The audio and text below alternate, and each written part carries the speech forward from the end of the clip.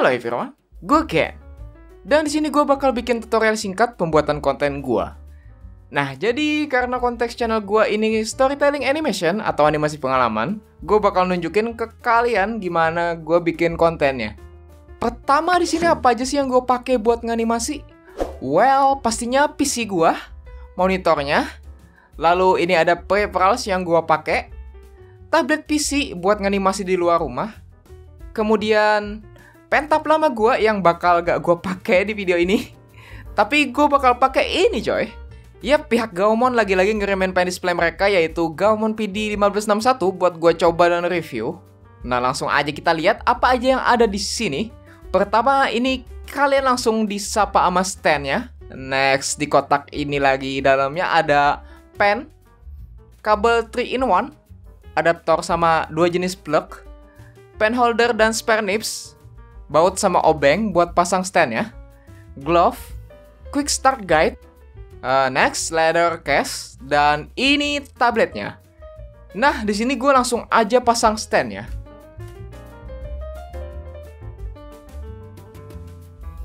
Jadi setelah alat dan peripheral sudah siap, ini ada tahap atau langkah-langkah yang selalu gue pakai. Iya, resep rahasia gini man.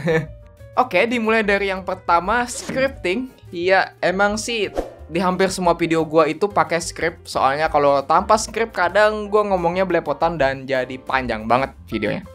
Kayak di 3 video di channel kedua ini. Nah, dari mulai bikin video ini, itu gue nulis skripnya di Google Docs. Skrip gue sih nggak ribet, palingan cuman ada judul video sama segala apa-apa yang mau gue ucapin. Soal idenya kalian bisa dapetin pas di dalam WC. Seriusan, waktu di WC entah mengapa dah, pemikiran manusia itu luas banget. Potensi kalian dapat inspirasi itu gede gitu loh. Nah, tahap selanjutnya recording. Di tahap ini gue bakal pakai Audacity dan Levelator. Caranya simple, kalian siapin skrip yang kalian buat kayak begini, lalu mulai record. Halo guys, kenalin, nama gue Supri. Kali ini gue bakal menceritakan pengalaman terburuk gue naik angkot. Udah gitu aja. Nah, kalau udah selesai, kalian juga harus meng-cut bagian-bagian yang tidak perlu dan kasih efek juga biar bagus. Kalau dikira udah beres, export. Next, kalian langsung aja buka levelatornya, drag audio yang baru diekspor tadi. Tunggu sampai muncul file output baru. Jadi di sini fungsinya agar audio nggak ketinggian, nggak kerendahan coy. Intinya sedang-sedang aja lah kayak lagunya Bang Iwan. Yang sedang-sedang saja. Tahap ketiga, meninggal. Maksud gue animation, nganimasi selagi meninggal. Nah, gimana lagi tuh? Ya lu harus bagiin nyawa lu juga biar karakternya bisa gerak. Enggak gitu. Tahap ini sih emang sangat menguras energi dan waktu. Kayak cepat burn out, kehabisan ide buat gambar scene-nya. Ditambah gua kan manusia, pasti ada aja kesalahan di animasinya. Kayak gua lupa ngapus yang seharusnya itu dihapus. Dan itu sangat, ya sering gua alamin gitu. Baik, animasi. Gua di sini pakai Adobe Animate CC. Ingat, video ini mungkin bertujuan bagi yang udah paham basic Animate CC. So, gue nggak bakal ngasih full tutorial animate-nya ya. Buat full basic cara pakai animate, kalian bisa cek video ini. Bagi yang nggak bisa bahasa Inggris, kalian bisa nyalain caption, set auto translate ke Indonesia. So, tanpa lama-lama, kita langsung aja create new. Gua di sini bakal pakai template 1280x720. Nah, ini enaknya pakai animate karena dia vector based. Kita kalau gambar gak bakal ngurang kualitasnya walaupun di zoom pun. Jadi kalau gua upscaling ke 1920x1080 full HD, di rendernya bakal nggak nurun kualitasnya. Lanjut set frame rate-nya ke 24. Gua pilih 24 frame rate-nya karena udah patokan standar yang emang diharuskan untuk animasi. Oke, karena kita mulainya dari nol, kita harus gambarin aset atau puppetnya dulu. Untuk cara gambarnya bakal sama keseluruhan seperti line art dan ngewarnainnya. Juga gue bakal pakai style terbaru gue ya. So, langsung aja gue mulai dari sketch karakternya. Oh, by the way, buat semua line artnya gue bakal pakai fluid brush ya. Di sini posisi dia menghadap sedikit ke kiri, ke poin kamera, karena posisi dia ada di sebelah kanan screen. Ya kayak animasi gua pada umumnya. So, sketch udah kelar. Next, gue bakal buat grafik simbol di setiap puppetnya. Biasanya gue kalau ngerjain puppet, gue awalin dari bagian kepala. Di bagian kepala ini ada dua versi. Jadi ini rambutnya agak gerak dikit buat versi kedua. Kenapa gitu? Ya nanti gue jelasin. Lanjut ke bagian coloringnya. Di sini gue langsung pakai bucket tool. Warna yang sesuai karakternya, lalu setelah itu kasih shadow atau bayangannya. Klik dulu warna yang ingin dikasih bayangan, setelah itu gambar pembatasnya. Gue tetap pakai fluid brush untuk di bagian ini. Tetapi kalian harus ubah mode brush ke paint section. Lalu fill bagian yang seharusnya terkena bayangan tadi. And done. Next, gue bakal bikin bagian mata dan mulutnya. Nah, untuk matanya gue ini bikinnya minimal 3 tipe mata lah. Tipe A matanya kebuka lebar. Tipe B matanya ketutup setengah. Tipe C matanya tertutup dan tambahannya kayak alis dan kelopak mata, gitu-gitulah. Untuk bagian mulut, gue biasanya bikin 2 tipe bagian dan masing-masing ada 8. Nah, kalau udah gambar bagian wajahnya, jangan lupa bikin badannya juga. Buat bagian badan Supri di sini, gue bikinnya 6 aja, coy. So, di sini ada 6 gestur tubuhnya Supri ya. Pastinya lebih dari 6 lebih bagus sih. Karena tadi kita buat grafik simbol di awal, jadinya ini bisa ngemanfaatin fitur Trafficker Animate-nya. So, saat nganimasinya nanti tinggal pilih-pilih aja kayak main game Barbie. Oke, karena aset dan puppetnya udah beres, kita langsung bikin aja 2 layer baru. Layer satunya letakin di paling bawah buat pasang background. Untuk layer 2-nya kalian namain audio dan letakin paling atas. Setelah itu langsung masukin audio yang direkam tadi ke animate kayak gini. Lalu perbanyak framenya sampai akhir audionya. Dan ya, kita sekarang udah bener-bener di tahap tahap menganimasiinnya. Nah, perhatikan baik-baik. Ini adalah cara atau style gua ngegerakin semua puppetnya. Nah, cara pertama yang gua lakuin ialah bikin keyframe untuk perubahan gestur tubuhnya Supri. Setelah itu gua tinggal nentuin framenya mengikuti dialog yang dia katain. Kenalin, nama gua Supri. Di sini termasuk juga bagian mata dan alisnya dia seperti ini. Next, gue juga tidak lupa buat bikin penggerakannya agar tidak kaku. Seperti gue gerakin sedikit kepala dan tubuhnya kayak begini. Nah, ingatkan kata gue kenapa gue bikin 2 bagian kepala? So, di sini gunanya 2 kepala itu agar seolah-olah rambutnya bergerak. Karena efek dari perubahan gestur tubuhnya Supri, coy. Ya, efek nge-bounce-nya gitulah. Karena tadi transisinya gue tarik ke atas dikit di puppetnya. Terakhir yaitu penggerakan mulut atau lip sync-nya. Ini simple aja sih bagi yang udah paham. Nah, jadi dari ke-8 part mulut itu bakal disusun sesuai abjad. Dari audio yang kalau kita geser, timeline-nya bakal bersuara.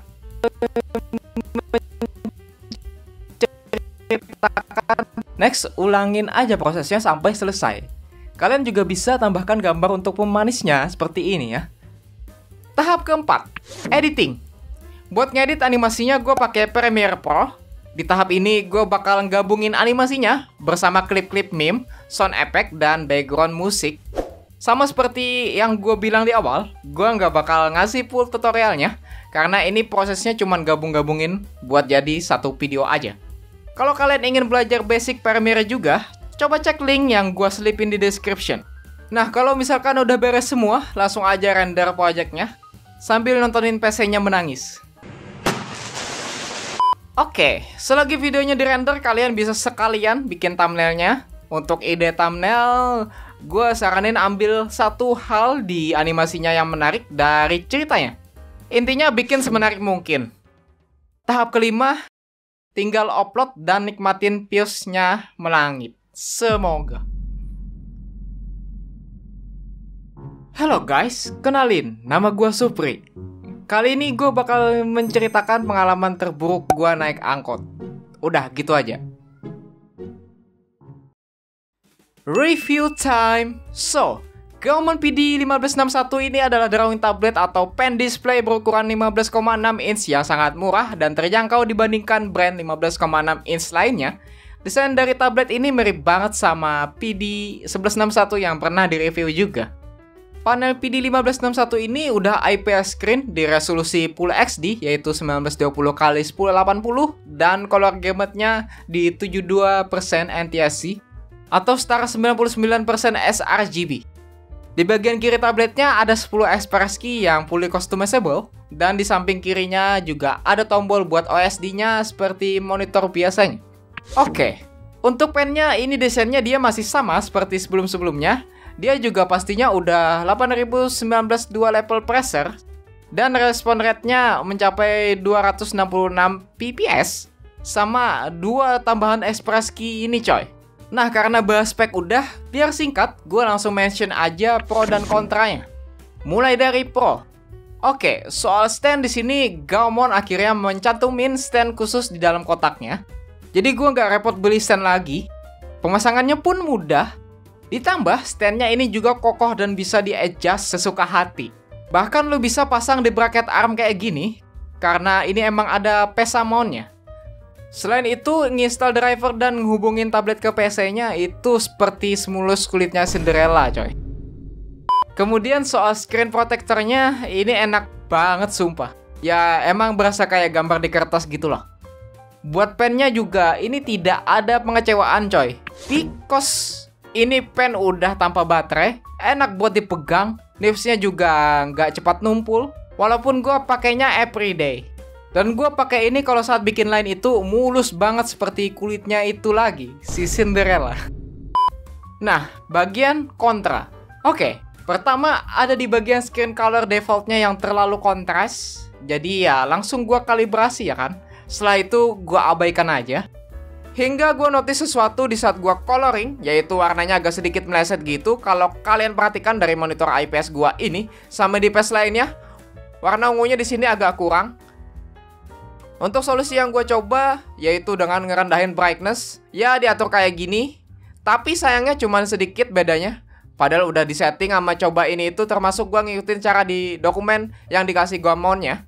Dan tetap tidak bisa mendekati warna di monitor IPS LG ini. Akhirnya gue rada curiga sih di bagian sini, yang dimana gue nggak bisa pilih sRGB dan Adobe RGB-nya. Tapi apa boleh buat, gue terpaksa pakai PD1561-nya, tapi ngecek warnanya ke monitor utama, biar nggak salah gitu. Hal yang perlu juga diingat adalah case-nya. Ini sangat berguna sih kalau kalian lagi traveling, tabletnya jadi aman gitu. Tapi sayangnya kalian tidak bisa masukin tabletnya ke case-nya selagi stand-nya terpasang. Malah jadi useless kan case-nya ini. Terakhir, kalian harus uninstall driver lama tablet kalian supaya pemakaiannya stabil. In conclusion, Gaomon PD1561 ini udah gua pakai sekitar 3 minggu dari video ini diupload. Experience gambarnya gua suka banget, tapi sayang kalau akuratnya tadi. Jadi gua kurang suka sama screen-nya karena setiap art yang gua bikin itu perlu warna yang akurat untuk ditampilkan di setiap device. Jadi gue butuh yang namanya keakurasian warna pada panelnya. Karena harganya yang sangat terjangkau, ini cocok untuk para beginner artis atau animator. Karena yang udah pro kerjaannya ya kalian tau lah, udah profesional. Yang mana mereka membutuhkan alat profesional juga. Nah itu dia tablet review Gaomon PD1561 dari gua ya. Kalian bisa dapatkan tablet ini di Amazon.com. Tapi karena kosong, kalian bisa cek di Lazada juga. Buat link pembeliannya udah gua cantumin di bawah. Oke, mungkin gini aja ya video tutorial gak jelas ini. Oh ya, pesan gua buat kalian semua yang ingin mulai bikin animasi buat konten, pastikan kalian nganimasi ya karena suka, jadi bisa niat dan bagus hasilnya. Nah, pastinya gue nebak pendapat kalian, oh itu loh kenapa Genet bisa niat dan bagus. Sebenarnya sih itu tidak benar. Gue nge-YouTube karena pengen duitnya aja. Oke, tetap kreatif dan semangat berkarya. Gue Genimet, gue akan akhiri video ini dan akan bertemu kalian di video selanjutnya. And as always, have a nice day. Bye.